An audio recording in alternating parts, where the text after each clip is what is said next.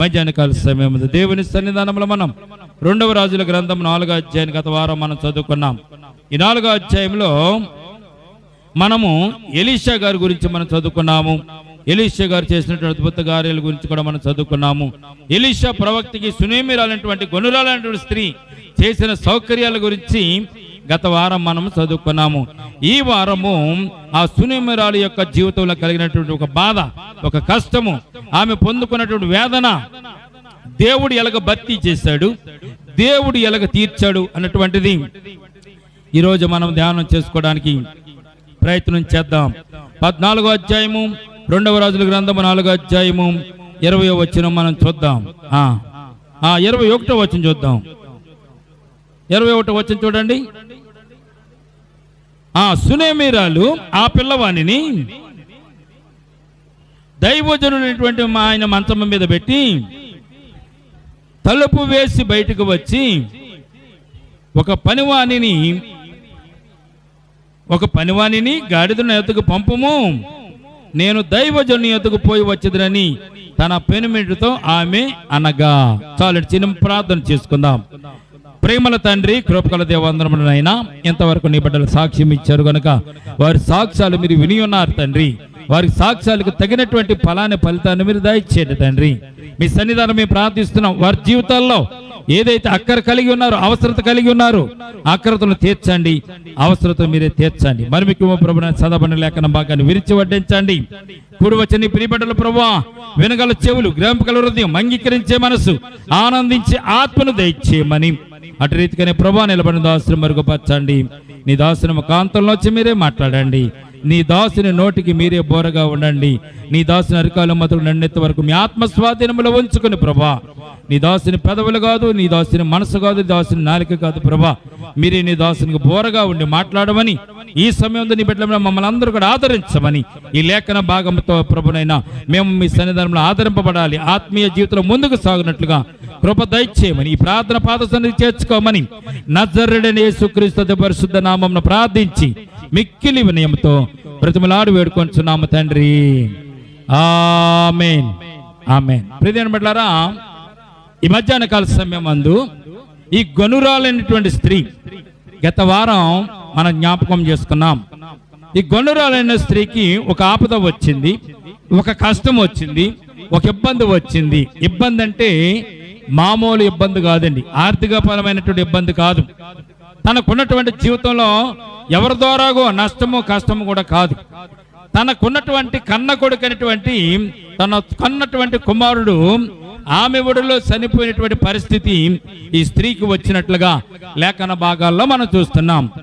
దేవుని వరమ చేత పుట్టినటువంటి వాడు వరపుత్రుడుగా పుట్టినటువంటి కుమారుడు. అంతవరకు ఆమెకు కుమారుడు లేడు, అంతవరకు సంతానము లేదు. తను తన భర్త ముసలివారైపోయారు. ముసలివారైపోయిన తర్వాత కాలం గడుపుతున్న సందర్భంలో ఎలీషా ప్రవక్తను చూసి ఆ ప్రవక్తగా ఆమె ఎన్నో ఉపకారములు చేయాలని ఆలోచన చేసి తన ఇంటి పైన గోడ మీద ఒక ఇల్లును కట్టి, ఒక గదిని కట్టి, ఆ గదిలో బల్లను వేసి, దీపస్తంభమును పెట్టి, ఒక పీటను పెట్టి ఆమె దైవజనుడికి ఉపసారం చేసినటువంటి స్త్రీగా ఈ గొనురాలైనటువంటి స్త్రీని మనం గత వారం జ్ఞాపకం చేసుకున్నాం. ఇవాళ ఆ గొనురాలైన స్త్రీకి దేవుడిచ్చిన వరం ఏమిటంటే, గెహాజీని పిలిచి ఆమె ఎంత ఉపచారం మనకు చేయడానికి ఏం కోరుకుంటుంది, ఆమెకి ఏమి అవసరం అవుతుందో అని అడిగినప్పుడు గెహాజీ చెప్తాడు, ఆమె సంతానము లేనిది నాయనా. గురుగారు, ఆమెకి సంతానం లేదు కనుక ఆవిడ సంతానం కోసం బాధపడుతుంది.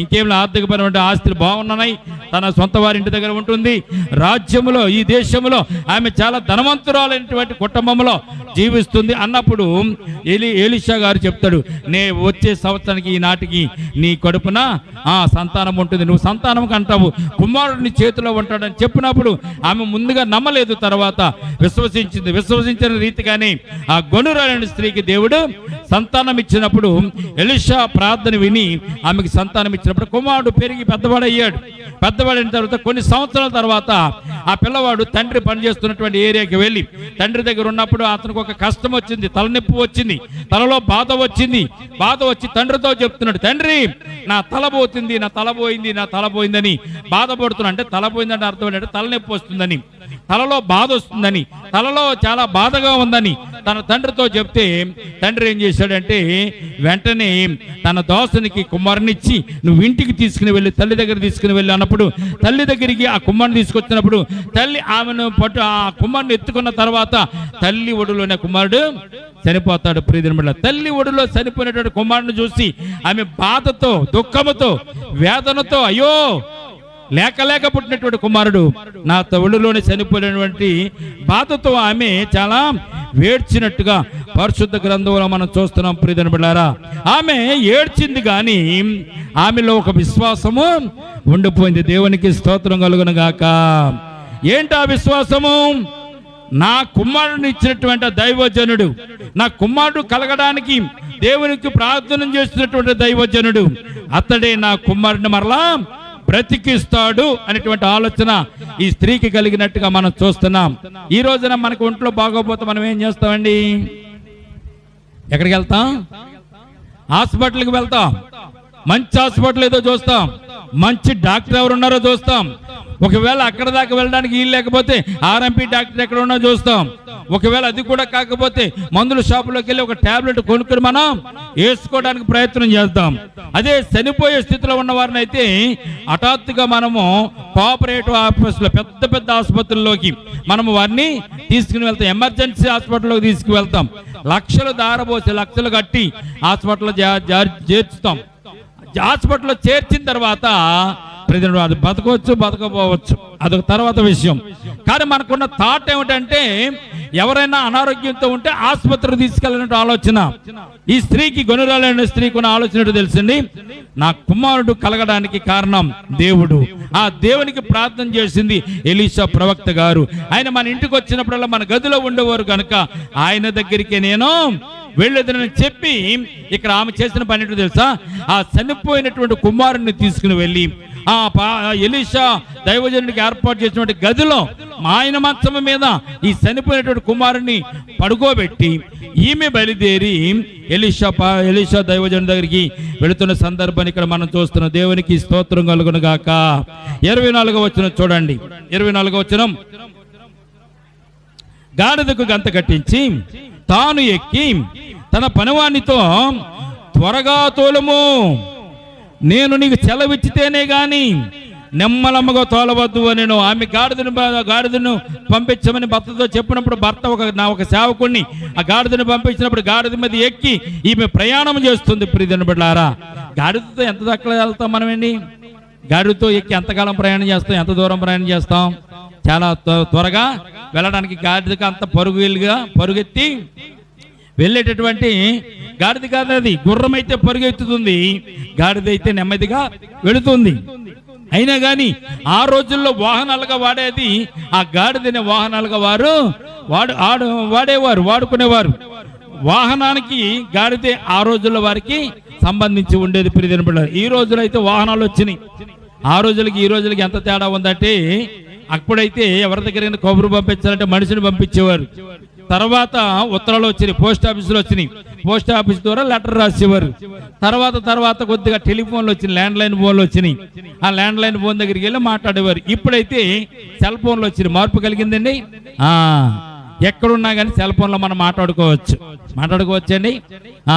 ఎంత దూరాన్ని ఉన్నా, ఎన్ని వందల కిలోమీటర్లో ఉన్నా, ఇతర దేశాల్లో ఉన్నా, కోయిటాలో ఉన్నా, రష్యాలో ఉన్నా, మీరు ఫోన్ చేస్తే వారు హలో అంటారు, వారు ఫోన్ చేస్తే మీరు హలో అంటారు. కొన్ని వేల కిలోమీటర్ల దూరాన్ని కూడా భర్తీ చేయడానికి ఇప్పుడు టెక్నాలజీ చాలా వచ్చేసింది. ప్రియమైన బిడ్డలారా, కానీ ఆ రోజులు ఈ టెక్నాలజీ లేదు కనుక వాహనాలు లేవు.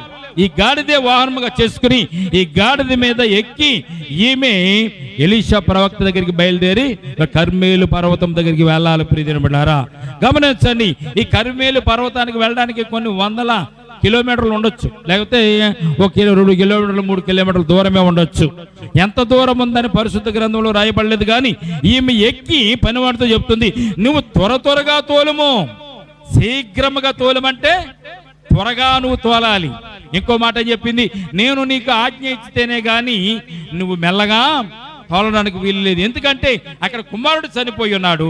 చనిపోయిన కుమారుడిని ఎలీషా ప్రవక్త మంచం మీద పడుకోబెట్టింది. ఆ కుమారుని బ్రతికించుకునేటువంటి ఆలోచన చేత, ఆ కుమారుని బ్రతికించుకునేటువంటి ఆక్రందన చేత తొందరపాటులో ఆమె త్వరగా దైవజనుడి దగ్గరికి వెళ్ళాలని ఆలోచన కలిగి దైవజనుడి దగ్గరికి వెళ్తున్నట్టుగా పరిశుద్ధ గ్రంథంలో మనం చూస్తున్నాం. 25వ వచనం చూడండి. ఈ ప్రకారం ఆమె పోయి కర్మేలు పర్వతమందున్న ఎలీషా దైవజనుని యొద్దకు వచ్చెను.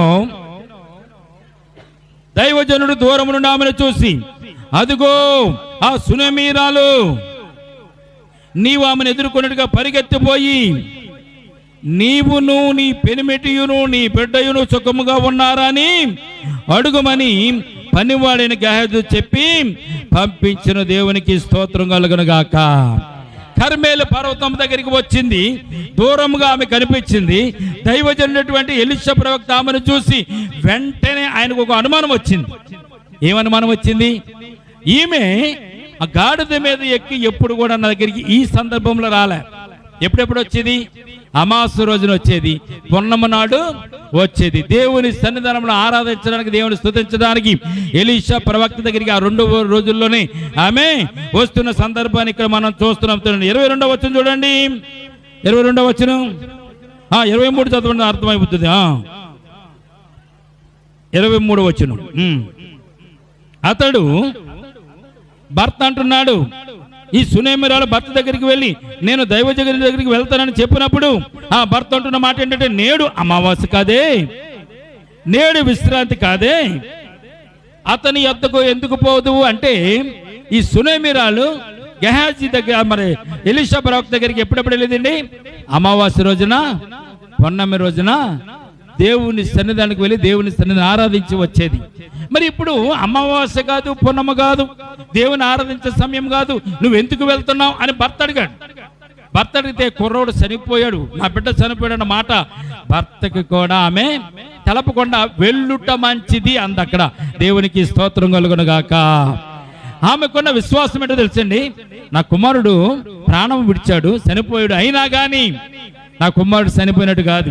దైవజనుడు వస్తే, ఎలీషా ప్రవక్త గారు వస్తే, దేవునికి ప్రార్థన చేస్తే నా కుమారుడు మరలా బ్రతుకుతాడు అనేటువంటి విశ్వాసంతో తన కుమారుడు చనిపోయిన విషయాన్ని భర్తకు కూడా చెప్పడం లేదు. భర్తకే కాదు, ఇక్కడ గెహాజీకి కూడా చెప్పలేదనే విషయాన్ని మొట్టమొదటిగా మనం జ్ఞాపకం చేసుకోవాలి. ఏమన్నాడు ఆయన ప్రవక్త అండి ఎలీషా గారు గెహాజీని పంపించి ఆమె సమాచారం తెలుసుకోమన్నప్పుడు ఆమె దూరంగా ఉండగానే ఆమెను చూసి ఆమె దగ్గరకు వచ్చి ఏమని అడిగాడండి?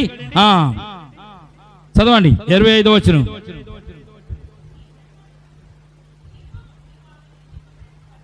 పరుగున పోయి నీవును నీ పెనిమిటియును నీ కుమారుడును సుఖంగా ఉన్నారా అని చెప్పి పంపించెను. అందుకు ఆమె సుఖముగా ఉన్నామని ఆమె చెప్పినట్టుగా మనం చూస్తున్నాం. దేవునికి స్తోత్రం కలుగును గాక. 26వ వచనం లాస్ట్ చరణంలో చూస్తే సుఖముగా ఉన్నామని ఆమె చెప్పినట్టుగా మనం చూస్తున్నాం. ఏమంటుంది ఆవిడ? సుఖంగా ఉన్నారా? ఈమె దుఃఖంతో ఉంది, ఈమె హృదయం భారంతో ఉంది. అక్కడ కుమారుడు చనిపోయాడు, ఎలీషా ప్రవక్త మంచం మీద పెట్టి వస్తుంది. ఏం చెప్పాలి? లేవండి, బాధగా ఉన్నాం, చాలా దుఃఖంగా ఉంది, నాకు వేదనగా ఉంది, అందుకే ప్రవక్త దగ్గరికి వచ్చానని చెప్పాలి. కానీ ఈమె చెప్పిన మాట ఏంటో తెలుసండి? అందుకు ఆమె సుఖముగా ఉన్నామని చెప్పాను. దేవునికి స్తోత్రం కలుగును గాక.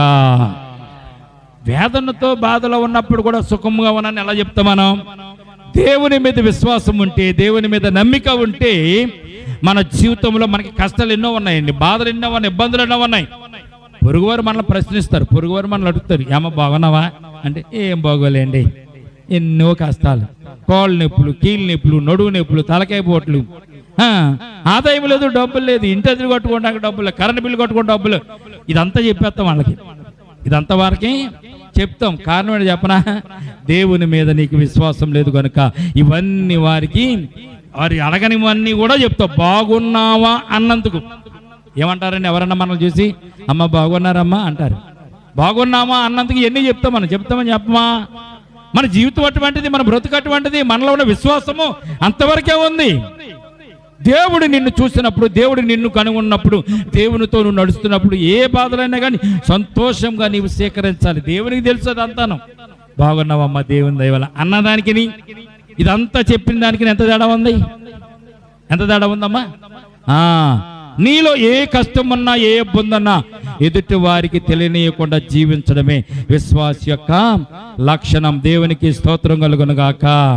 అందుకామె సుఖముగా ఉన్నామని చెప్పింది. చెప్పి పిమ్మట ఆమె కొండ మీద ఉన్న దైవజనుని ఎదుగు వచ్చి అతని కాళ్ళు పట్టుకున్నాను. ఏం చేస్తుందండి?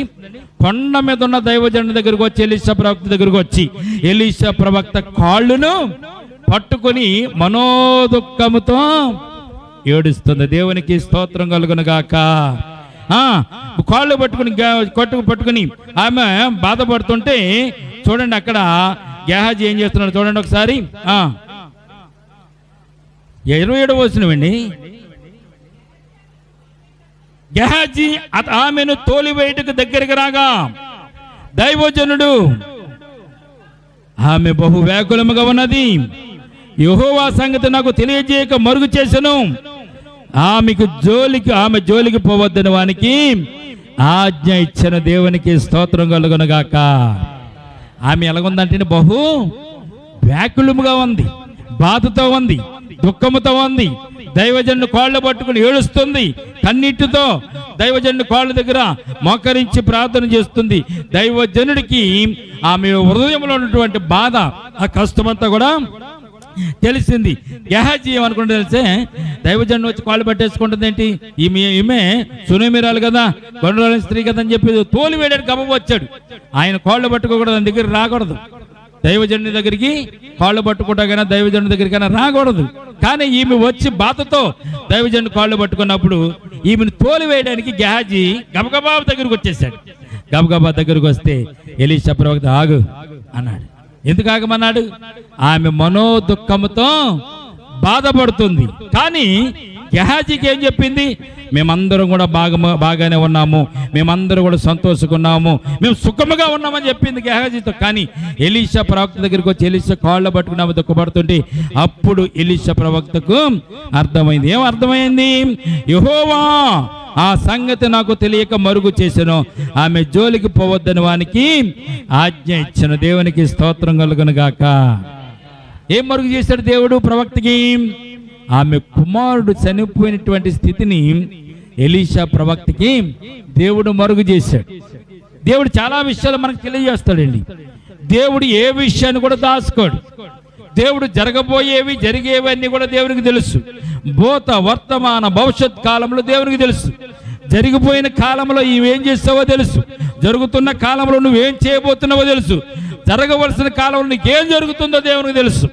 అందుకే ప్రియమైన బిడ్డలారా, మనం దేవునితో మాట్లాడేటప్పుడు, దేవునితో సంభాషించేటప్పుడు, దేవుని సన్నిధిలో ప్రార్థిస్తున్నప్పుడు చాలా జాగ్రత్తగా మనము వ్యవహరించాలి. నేను మాట్లాడుతున్నాను కానీ దేవునికి నా హృదయంలో ఉన్న తెలవదు అనుకోకండి మీరు. మన హృదయంలో ప్రతి ఆలోచన దేవునికి తెలుసు. ఈ సమయం అంతా మనం ఇక్కడ కూర్చుని ఇక్కడ ఉండి దేవునితో ఏం మాట్లాడుతున్నా, ఏ సంభాషిస్తున్నామో దేవుని దూతలు పరీక్షిస్తూ ఉంటారు. దేవునికి స్తోత్రం కలుగునుగాక. మన మధ్య, మన చుట్టూ దేవుని దూతలు ఉంటారు. వారిని మనం చూడలేము, మన కనులు చూడలేము. కానీ వారు మనకున్నటువంటి పరిస్థితులన్నీ కూడా వారు విశ్లేషిస్తూ ఉంటారు. మనం ఎక్కడుండి ఏం ఆలోచిస్తున్నాం, ఎక్కడుండి ఏంటి దగ్గర విషయాలు ఆలోచిస్తున్నాం, ఎక్కడుండి ఏ దూరాన్ని ఉన్న బిడ్డల గురించి ఆలోచిస్తున్నాం, ఎక్కడుండి మన సంపాదన గురించి ఏం ఆలోచిస్తున్నాం. దేవుని వాక్యాన్ని దైవజనుడు చెప్తున్నప్పుడు మీ తలంపులు ఎట్టి ఇటు వెళ్తున్నాయో అన్నీ కూడా దూతలు పరిశీలిస్తూ ఉంటారు. దూతలకు అదే పని. నేను కూడా ఈ సమయం మంది ఇక్కడ నిలబడి ఏం మాట్లాడుతున్నా వారికి తెలుసు. ప్రియమైన బిడ్డలారా, మన ఆలోచన, మన తలంపులను కూడా దేవుని వైపుకి ఉంచుకోవడానికి ప్రయత్నం చేయాలి. ఎలీషా ప్రవక్తకి ఈ విషయాన్ని దేవుడు ఏం చేశాడంటే అండి, మరుగు చేశాడంట. ప్రియమైన బిడ్డలారా, ఒకానొక దినాన అబ్రాహాము గారు చెట్టు కింద ఉన్నటువంటి దేవదూతల దగ్గరికి వచ్చి వారితో మాట్లాడుతూ వారికి సాష్టాంగ నమస్కారం చేసి వారికి భోజనం పెట్టిన తర్వాత వారు వెళ్ళిపోతూ దేవుడు ఒక మాట్లాడాడు అబ్రాహాంతో. అబ్రహామా, నా దాసునికి నేను ఈ విషయమును దాచుకుందినా, ఈ విషయం తెలియజేయకుండా ఉందినా, ఆయనకి తెలియకుండా నాకు మంచిది కాదు అంటూ దేవుడు ఒక విషయాన్ని అబ్రహాముతో చెప్తాడు. దేవుడు ఏమని చెప్తాడు? సొదొమ గొమొర్రా పట్టణాన్ని నాశనం చేయడానికి వెళ్ళిపోతున్నటువంటి సందర్భాన్ని వారు బయలుదేరి వచ్చిందే ఆ కార్యం కోసం వచ్చారు. దేవుడు అబ్రహాం గారిని దర్శించినప్పుడు చెట్టు కింద ఉన్నప్పుడు ముగ్గురు దేవతలు చూస్తున్నప్పుడు వారికి సాష్టాంగ నమస్కారం చేసి వారికి భోజనాలు ఏర్పాటు చేసి భోజనం తిని వెళుతున్న సందర్భంలో అబ్రహాంను పిలిచి దేవుడు చెప్తాడు, అబ్రహామా, ఏ విషయమని నీకు దాచుకుందినా ఈ విషయాన్ని దాసాను, చెప్తున్నాను విను. సొదొమ గొమొర్రా పట్టణం నాశనం చేయడానికి నేను వెళుతున్నాను, దూతలను పంపిస్తున్నాను దేవుడు చెప్పినప్పుడు అబ్రహాంకి చాలా బాధేసింది. ఎందుకు బాధేసింది అబ్రహాంకి? సొదొమ గొమొర్రా పట్టణం నాశనం చేస్తే అబ్రహాంకి ఏం లోటు? అబ్రహాం గారు సొదొమ గొమొర్రా పట్టణంలో లేరు కదా.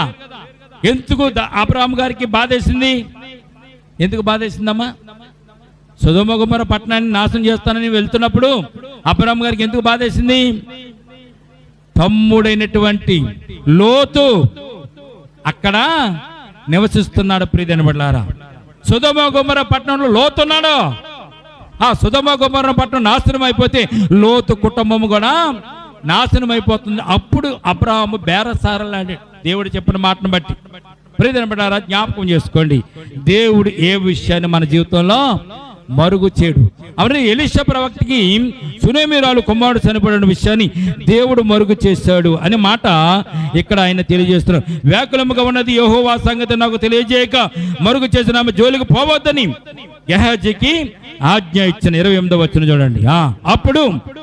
అప్పుడు ఆమె దైవజనుడితో సునేమిరాలు చెప్తున్నమాట, అయ్యా దైవజనుడా, కుమారుడు కావాలని నేను నా ఏలిన వాడని నిన్ను అడిగితేనా నాయనా? నాకు బిడ్డ కావాలి, కుమారుడు కావాలి, నేను అడిగానా? నా ఇంటికి వచ్చినప్పుడు ఆతిథ్యం తీసుకున్నప్పుడు, నా గోడ మీద నీకు గది కట్టినప్పుడు, గదిలో మీరు బస చేస్తున్నప్పుడు, అనేక సార్లు మీరు మా వద్దకు వచ్చినప్పుడు మీరే కదా ఏమి కావాలని అడిగారు. నేను అడిగానా కుమారుని కావాలని? చదవండి.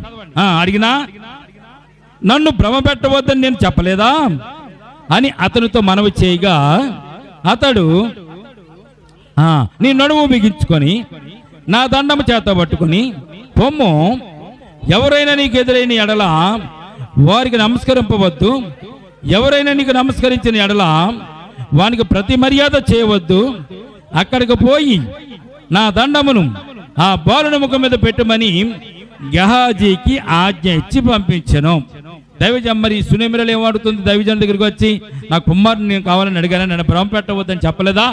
ఈ వయసులో పుట్టినట్టు కుమారుడు వెంటనే చనిపోతే నాకు ఎంత బాధగా ఉంటుంది, ఎందుకు ఈ కార్యము జరిగిందో అని చెప్పి దైవజనుడితో చెప్పినప్పుడు దైవజనుడు ఏమీ మాట్లాడుకోండి, ఏమన్నా తెలుసా? ఆమెను అలాగా వేకులు పడుతున్న ఆమెను అలాగా ఉండమని గెహాజీని పిలిచాడు. గెహాజీని పిలిచి ఎలీషా ప్రవక్త చేతిలో ఎప్పుడు కూడా దండం ఉండేది, కర్ర ఉండేది, ఎప్పుడు కూడా కర్ర ఉండేది. ఆ కర్రతోనే అనేక మోషేకు కూడా ఒక కర్రను దేవుడు ఇచ్చాడు, దండం ఇచ్చాడు. ఆ దండమును పట్టుకుని గెహాజీ చెప్తాడు, ఈ దండమును పట్టుకో, ఎదురుగొండ నువ్వు ప్రయాణమవు, ఈ సునేమిరాలు ఇంటికి వెళ్ళు, పడుకున్నట్టు మంచం మీద చనిపోయి పడుకున్నట్టు కుమారుడు మీద ఈ దండమును నిలువుగా పెట్టు అని చెప్పి గెహాజీకి ఇచ్చి పంపిస్తూ ఒక విషయాన్ని చెప్పాడు. ఎవరు ఎదురు వచ్చి నీకు నమస్కారం చేసినా ప్రతి నమస్కారము నీవు చేయవద్దు, ఎందుకంటే నీ చేతిలో ఉన్నది దేవుని ఆశీర్వదింపబడినటువంటి దండము కనుక ఈ దండము నీ చేతిలో ఉన్నప్పుడు ఎవరికి నువ్వు నమస్కారం చేయకూడదు. ఎవరైనా నీకు నమస్కారం చేసిన ప్రతి నమస్కారం నువ్వు పెట్టకూడదు. ఈ దండమును తీసుకెళ్లి చివరిగా ఆ గదిలోనికి వెళ్ళిన తర్వాత ఆ చనిపోయిన కుమారుడి మీద దండమును పెట్టి నువ్వు రావాలి అని చెప్పాడు. చూడండి, అతనితో మనవి చేయగా చూడండి, చదవండి. తల్లి సునేమిరాల మాట విని 30వ వచనం, యెహోవా జీవముతోడు, నీ జీవముతోడు నేను నిన్ను విడువనని చెప్పగా అతడు లేచి ఆమెతో కూడా వెళ్ళెను. దేవునికి స్తోత్రం కలుగునుగాక. ఈమెకు విశ్వాసం అంతా ఎక్కడుందంటే ప్రవక్త అయినటువంటి ఎలీషా గారి మీదే ఉంది. దేవునికి స్తోత్రం కలుగునుగాక. ఆమె విశ్వాసము ప్రవక్త నా ఇంటికి వస్తే, ప్రవక్త నాతో వస్తే, నా గృహంలో మరలా అడుగు పెడితే నా కుమారుడు మరలా బ్రతుకుతాడు. ఈ గెహాజీ వల్ల ఏం కాదు, ఈ దండం వల్ల కూడా ఏం కాదు, గెహాజీ వల్ల కాదు, ఈ దండం వల్ల కాదు. ప్రవక్త అంటే ఎలీషా ప్రవక్త ఆ ఇంటికి వస్తే నా కుమారుని ముడితే నా కుమారుడు బ్రతుకుతాడు, మరలా జీవిస్తాడు అనేటువంటి విశ్వాసాన్ని, ప్రగాఢమైన విశ్వాసాన్ని ఆమె కలిగి ఉన్నట్టుగా మనం చూస్తున్నాం. నీ జీవముతోడు, యెహోవా జీవముతోడు నీవు వస్తే తప్ప నేను ఇక్కడి నుంచి కదలను అని ముఖాముఖిగా ఇక్కడ ఆమె చెప్తున్నట్టుగా మనం నిన్ను నేను విడువనని చెప్పగా అతడు లేచి ఆమెతో కూడా వెళ్ళెను. దేవునికి స్తోత్రం కలుగును గాక. గెహాజీ వెళ్ళాడు, ఆ కర్ర కుమారుడు మీద బాలుడి మీద పెట్టాడు. బాలుడి మీద పెట్టినా కానీ బాలుడు బ్రతకలేదు. 31వ వచనం చదవండి. గెహాజీ వారి కంటే ముందుగా పోయి ఆ దండమును బాలుడి ముఖం మీద పెట్టిన కానీ ఏ శబ్దమును రాకపోయినో, ఏమీ వినవచ్చినట్టు కనబడలేదు కనుక అతడు ఎలీషాను ఎదుర్కొని వచ్చి బాలుడు మేలుకొనలేదని చెప్పాను. ఈమెకున్న విశ్వాసం ఏంటి? ఎలీషా ప్రవక్త గారు వస్తేనే కానీ బాలుడు బ్రతకడు, నా కుమారుడు బ్రతకడు అని సంపూర్ణమైనటువంటి విశ్వాసాన్ని ఎలీషా ప్రవక్త మీద ఈ సునేమిరాలు ఉంచినట్టుగా మనం చూస్తున్నాం. అయితే ఎలీషా ప్రవక్త వచ్చాడు, దారిలోనే దేవునికి ప్రార్థన చేసుకుంటూ వచ్చాడు, నడుస్తూనే దేవుని ప్రార్థన చేసుకుంటూ వచ్చాడు. వచ్చి ఆ గదిలోనికి వచ్చినట్టుగా పరిశుద్ధ గ్రంథంలో చూస్తున్నాం. 32వ వచనం చదువుతాండి. ఎలీషా ఆ ఎంటొచ్చి బాలుడు మరణమై ఉండి తన మంచం మీద పెట్టబడి ఉండుట చూసి తానే లోపలికి పోయి వారిద్దరే లోపల ఉండగా తలుపు వేసి యెహోవాకు ప్రార్థన చేస్తున్న. దేవునికి స్తోత్రం కలుగును గాక. గెహాజీని బయట ఉండమన్నాడు, సునేమిరాలను కూడా బయట ఉండమన్నాడు. చనిపోయినటువంటి కుమారుడు ఎలీషా ప్రవక్త మాత్రమే గదిలో ఉండగా దేవునికి ఎలీషా ప్రవక్త ప్రార్థన చేసినట్టుగా మనం చూస్తున్నాం. చదవండి. మంచం మీదకి ఎక్కి బిడ్డ తన్ను చాచుకొని తన నోరు వాని నోటి మీద, తన కండ్లు వాని కండ్ల మీదను, తన చేతులు వాని చేతుల మీదను ఉంచి బిడ్డ మీద పొడుగా పండుకొనగా ఆ బిడ్డ ఒంటికి వెట్ట పుట్టెను. దేవునికి స్తోత్రం కలుగునుగాక. చనిపోయినటువంటి బాడీలో చల్లదనం ఉంటుంది. చనిపోయిన వారిని ఎలాగ మనం కనిపెడతాం చెప్పండి? కాళ్ళు చేతులు పట్టుకుంటాం, చేయి పట్టుకుంటాం, చల్లగా ఉంటుంది. కాళ్ళు పట్టుకుంటాం, చల్లగా ఉంటుంది. ఎప్పుడైనా అరికాలు చల్లగా ఉందంటే అది చచ్చిపోతే సిద్ధంగా ఉన్నాడని అర్థం. జ్ఞాపకం పెట్టుకోండి. ఎవరికైనా అనారోగ్యం వచ్చి జ్వరం వచ్చి మంచం మీద పడుకుంటే కాళ్ళు గనక చల్లగా ఉంటే, అరికాళ్ళు చల్లగా ఉంటే ఏం చేస్తారు మీరు? పసుపు రాస్తారు. పసుపులో ఉన్నటువంటి గుణం ఏంటంటే వేడిని పుట్టిస్తుంది కనుక. ఇది కూడా తెలవదు చాలా మందికి. మంచం మీద ఉన్నటువంటి రోగికి కాళ్ళు చల్లబడితే, అరికాళ్ళు చల్లబడితే, అరికాళ్ళు చల్లగా ఉంటే, ఐస్ గట్లాగా ఉంటే గబగబా పసుపు తీసుకొచ్చి అరికాళ్ళకి పసుపుని రాసి అరికాళ్ళు రుద్దుతారు. ప్రియమైన బిడ్డలారా, చల్లగా ఉంటే శరీరములో ప్రాణము వెళ్ళిపోయినట్టే. ఈ బాలుని శరీరంలో ప్రాణము వెళ్ళిపోయింది గనక బాలుని శరీరానికి మరలా వెట్టగలగాలి గనక ఎలీషా ప్రవక్త ఆ బాలుని మీద పారజాపుకుని పడుకున్నప్పుడు కొంత వేడి శరీరానికి వచ్చినట్లుగా పరిశుద్ధ గ్రంథంలో మనం చూస్తాం. చదవండి. తాను దిగి 35వ వచనం చదువుతున్నారు. తాను దిగి ఇంటిలో యువతల పడి అవతలకు ఒకసారి తిరిగి నడచి మరలా మంచం మీదకి ఎక్కి వాని మీద పొడుగుగా పండుకొనగా బిడ్డ 7 మార్లు తుమ్మి కండ్లు తెరిచెను. దేవునికి స్తోత్రం కలుగునుగాక. ప్రియమైన బిడ్డలారా, ఎలీషా ప్రవక్త ఆ గదిలోనే ఉండి ఒకసారి ఆ శరీరం మీద వెట్ట కలిగేలా చేసి మరలా రెండవసారి శరీరం మీద తన శరీరం పారజాపుకుని పడుకున్న తర్వాత ఆ బిడ్డ 7 మార్లు తుమ్మి 7వ మారు లేచి బ్రతికాడంట. దేవునికి స్తోత్రం కలుగునుగాక. ఈ సందర్భంలో ఒక విషయాన్ని మీకు జ్ఞాపకం చేస్తాను. ప్రియమైన బిడ్డలారా, తుమ్మి బ్రతకడం ఏంటి? 7 సార్లు తుమ్మి బ్రతకడం ఏంటి? పరిశుద్ధ గ్రంథంలో చాలా విషయాలు 7తో లింక్ అయినట్టుగా మనం చూస్తున్నాం. 7తో లింక్ అయినట్టుగా చూస్తున్నాం. 7 రోజులు 6 రోజులు దేవుడు సృష్టినంతా సృష్టించిన తర్వాత 7వ దినాన దేవుడు విశ్రమించాడు. నయమాను కుష్టు రోగం పోవడానికి చూడండి, నదిలో ఎన్నిసార్లు ములిగాడండి? 7 సార్లు ములిగాడు. ఇక్కడ 7 సార్లు తుమ్మి ఈ బిడ్డ బ్రతికినట్టుగా పరిశుద్ధ గ్రంథంలో మనం చూడగలుగుతున్నాం. ప్రియమైన మానవునిలోనికి జీవం ఎలాగ ప్రవేశించింది? మనిషిలోనికి జీవం ఎలాగ ప్రవేశించింది? ఆదామును దేవుడు చేసిన తర్వాత మట్టిని తీసి ఆదామును బొమ్మగా చేసి ఆ బొమ్మగా చేసినట్టు ఆదాము నిలబెట్టినప్పుడు ఆ బొమ్మ కదలిక లేనప్పుడు, జీవము లేనప్పుడు దేవుడు ఏం చేశాడండి? ఆ బొమ్మ నాసికారంధ్రములోనికి దేవుని యొక్క జీవవాయువును ఓతగా నరుడు జీవించు ఆత్మాయనని ఆది కాండంలో మనం చూస్తాం. దేవునికి స్తోత్రం కలుగునుగాక. అందుకే నోరు ముక్కు మూస్తే మనం చచ్చిపోతాడు అంతే. చాలాసార్లు సీరియల్లో చూస్తారు కదా, ముఖం మీద దిండు పెట్టి అని ఇచ్చాడు అనుకోండి చచ్చిపోతారు. చూసారే చాలాసార్లు చూడలేదా? ముఖం మీద దిండు పెట్టి అదివితే ముక్కమ్మట కానీ నోరమ్మట కానీ ఆక్సిజన్ వెళ్ళకపోతే, బ్రీతింగ్ వెళ్ళకపోతే మనిషి వెంటనే చనిపోతాడు. చంపడానికి ఇది ఒక మార్గం, మీరు చంపకండి అలాగా.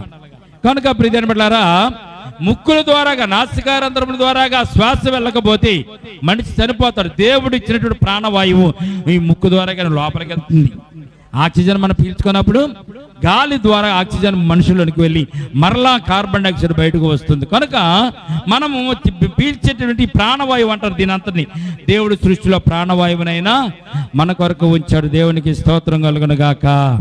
ప్రియమైన బిడ్డలారా, ఇక్కడ సునేమిరాలు కుమారుడు మంచం మీద ఉండి ఎలీషా ప్రవక్త ఆమెకు వెట్ట కలిగించినప్పుడు, కుమారుడికి వెట్ట కలిగించినప్పుడు శరీరంలోకి వేడి వెళ్ళిన తర్వాత ఆ శరీరము ద్వారా ఆ కుమారుడు బ్రతికినట్టుగా లేఖనాల్లో మనం చూస్తున్నాం. చూడండి, ఎలీషా ప్రవక్త శరీరానికి అంత మహిమ, అంత ప్రభావం ఎలాగొచ్చింది? ఎలీషా ప్రవక్తకి శరీరానికి అంత మహిమ, అంత ప్రభావం, అంత పరిశుద్ధత ఎందుకు వచ్చింది తెలుసండి?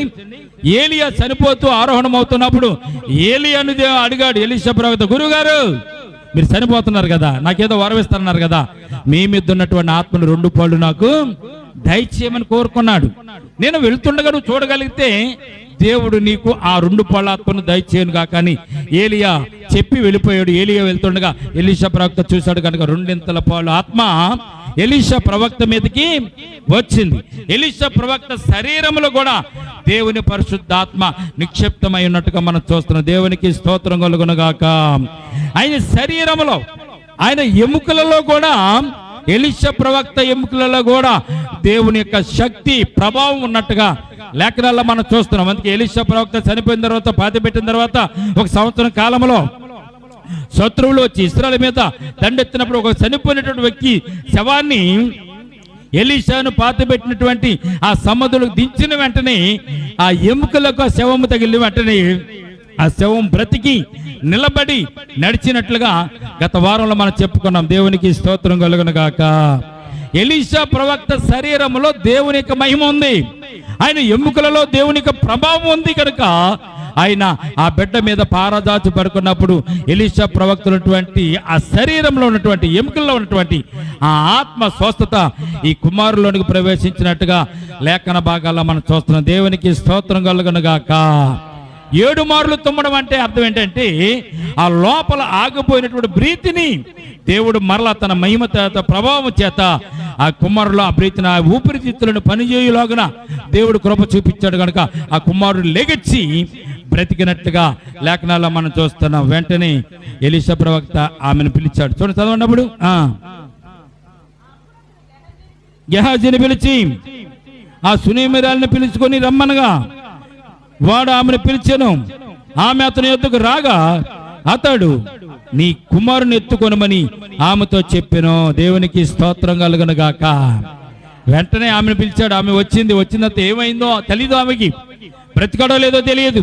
చనిపోయాడేమో అనుకుని, చనిపోయాడికి బ్రతకడని చెప్పడానికి పిలిచాడేమో అనుకుంది. కానీ ఆమెలో విశ్వాసం, బలమైనటువంటి విశ్వాసం కలిగి ఉంది. కనుక దేవుడు ఆమె విశ్వాసాన్ని బట్టి తన కుమారుడు ఆమెను పిలిచినప్పుడు అంతటా ఆమె లోపలికి వచ్చేసరికి ఇదిగో నీ కుమారుడు ఎత్తుకొనమని ఆమెతో చెప్పాను. తన కుమారుని ఆమె కవ్వటికి ఇచ్చిన తర్వాత అంతటా ఆమె లోపలికి వచ్చి అతని కాళ్ళ మీద సాష్టాంగపడి లేచి తన కుమారుని ఎత్తుకుని వెళ్ళాను. దేవునికి స్తోత్రం కలుగును గాక. బలమైనటువంటి విశ్వాసం నీ జీవితంలో గొప్ప కార్యాలు చేస్తుంది. ప్రియమైన బిడ్డలారా, దేవుని యొక్క శక్తి, మహిమ, ప్రభావాలు చనిపోయినటువంటి వ్యక్తిని కూడా బ్రతికించగలదు. బ్రతికున్న నీ జీవితంలో కార్యాలు ఎందుకు చేయగలదు? చేస్తుంది. నీ విశ్వాసంతో ఉంటే, నమ్మికతో ఉంటే నీ జీవితంలో కూడా ఈ సునేమిరాలు కలిగినటువంటి విశ్వాసాన్ని, ఈ గొనురాలైన స్త్రీ కలిగినటువంటి విశ్వాసాన్ని నీవు కూడా కలిగి ఉంటే ప్రియమైన బిడ్డలారా, నీ జీవితంలో కూడా అద్భుత కార్యాలు నీవు చూడగలదు. అందుకే ఆమె దైవజనుడిని నమ్మింది, దైవజనునికి ఉపచారం చేసింది. మన ఇంటికి వచ్చి పోతున్నవాడు దైవజనుడిని నేను గుర్తించాను కనుక అతనికి మన గోడ మీద ఒక గదిని కడదాం, ఒక బల్లని వేద్దాం, ఒక మంచమని వేద్దాం, దీపస్తంభం పెడదాం అని చెప్పి పీటను కూడా వేద్దామని చెప్పి దైవజనుడికి ఉపచారం చేసింది కనుక దేవునికి ఉపచారం చేసినట్లే. దేవునికి స్తోత్రం కలుగును గాక. దేవుడు చెప్తున్నాడు. దేవుని వాక్యం చెప్తుంది, నా దాసుడని నా సేవకుడని ఎవరైతే గిన్నెడు సన్నీళ్ళు ఇస్తారో ఆ ప్రతిఫలమును వారు పోగొట్టుకోరు అన్నారు దేవుడు. ప్రతిఫలమును పోగొట్టుకోరు. కనీసం గ్లాసులు మంచినీళ్ళు ఇస్తే చాలండి. ఎవరని? నా సేవకుడని నా దైవజనుడని దేవుని బిడ్డలని గిన్నెడు సన్నీళ్ళు ఇస్తే చాలంట, గ్లాసులు మంచినీళ్ళు ఇస్తే చాలంట. ఆ ప్రతిఫలమును మీరు పోగొట్టుకోరని దేవుడు తెలియజేస్తుంది. మరి ఈమె దైవజనుడికి చేసిన ఉపచారం చాలా గొప్పది. దైవజనుడికి చేసినటువంటి ఉపకారం చాలా గొప్పది. ఆయన కొరకు ఆమె ఏర్పాటు చేసిన ధనం, ఖర్చు పెట్టిన ధనం చాలా గొప్పది. కనుక ఆమె చేసిన ఉపకారానికి బదులుగా దేవుడు చనిపోయిన మొట్టమొదటి కుమారుని ఇచ్చాడు.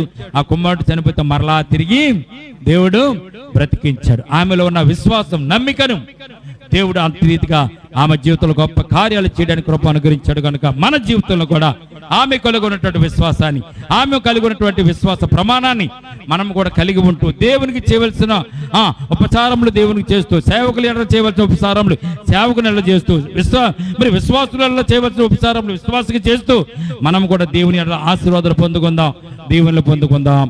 ఈ కొద్ది మాటలు దేవుడు దీవించి మనలను ఆశీర్వదించును గాక. తలల వంచండి, ప్రార్థన చేసుకుందాం. స్తోత్రమునైనా పరిశుద్ధుడా పరమ తండ్రి, నీకే స్తుతి స్తోత్రమునైనా. ఎంతవరకునైనా ప్రభువా లేఖనముల చేత మీరు మాతో మాట్లాడినందుకు వందనములు, స్తుతులు, స్తోత్రాలు. సునేమరాలు జీవితంలో ప్రభువా, నేను గనురాలైనటువంటి ఆమె జీవితంలో ప్రభువా ఆమె కలుగున్న విశ్వాసాన్ని గురించి నేను ప్రభువా మేము జ్ఞాపకం చేసుకోవడానికి ఇచ్చిన కృపను బట్టి స్తోత్రాలు తండ్రి. అయినా ఎలీషా ప్రవక్త మీద ఆమె ఉంచినటువంటి విశ్వాసం, నమ్మిక, దేవా నీ ఎడల కూడా ఆమె ఉంచినటువంటి విశ్వాసం, నమ్మికను బట్టి వేలాది వందనాలు, స్తుతులు, స్తోత్రాలు చెల్లించుకుంటున్నాం తండ్రి. గెహాజీ వచ్చి అడిగినప్పుడు మీరు క్షేమముగా ఉన్నారా అని అడిగినప్పుడు, నీ భర్త క్షేమంగా ఉన్నాడా, నీ కుమారుడు క్షేమంగా ఉన్నాడా అన్నప్పుడు కూడా ఆమె విశ్వాసాన్ని పోగొట్టుకోకుండా మేము క్షేమముగానే ఉన్నామని చెప్పింది. అందుకు దేవానికే స్తోత్రాలు తండ్రినైనా. ఆమె జీవితంలో ఉన్న విశ్వాసం, నమ్మిక ఎంత గొప్పదో. దైవజనులు అమ్ముకున్నట్టు ప్రేమ కూడా గొప్పదేనైనా. ఎలీషా ప్రవక్తగా ఆమె చేసిన ఉపచారం తండ్రి, ఆమె గోడ మీద ఒక గదిని కట్టింది, అందులో మంచం వేసింది, ఒక బల్లను వేసింది, దీపస్తంభమును పెట్టింది, పీటను కూడా ఏర్పాటు చేసి ఆమె యొక్క విశ్వాసాన్ని కనపరుచుకుందనైనా ప్రభా. అట్టి విశ్వాసాన్ని బట్టి మొట్టమొదటిగా ఆమెకు సంతానము దయచేస్తావునైనా. మరొకసారి ఆ కుమారుడు చనిపోయినప్పుడు ఎలీషా ప్రవక్త ద్వారా ప్రభా ఆ కుమారుడు కూడా మీరు బ్రతికించినందుకు వేలాది వందనాలు, స్తుతులు, స్తోత్రాలు ప్రభా.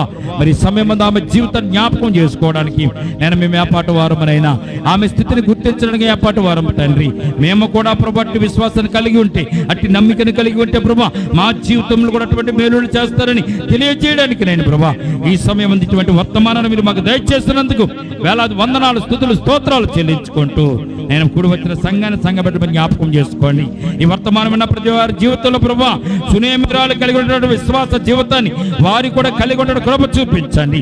వారికి ఉన్నటువంటి ఇబ్బందులు, వారికి ఉన్న ఇరుకులు, వారికి ఉన్న సమస్యలన్నీ కూడా విశ్వాసం చేత, ప్రార్థన చేత, నీ యందు భయభక్తుల చేత నేను ప్రభా తీర్చబడతాయినటువంటి విషయాన్ని వారు గమనించడానికి కృప దయచేదురుగా. కానీ నేను ప్రభు దైవదాసుని ప్రభు నేను నిలబెట్టుకుని ఈ సమయంలో మాటల ప్రతి మాటను పరిశుద్ధపరచమని యేసయ్య ఉన్నతమైన పరిశుద్ధ నామమున ప్రార్థించి మిక్కిలి వినయముతో బ్రతిమలాడి వేడుకొనుచున్నాము తండ్రి. ఆమేన్, ఆమేన్.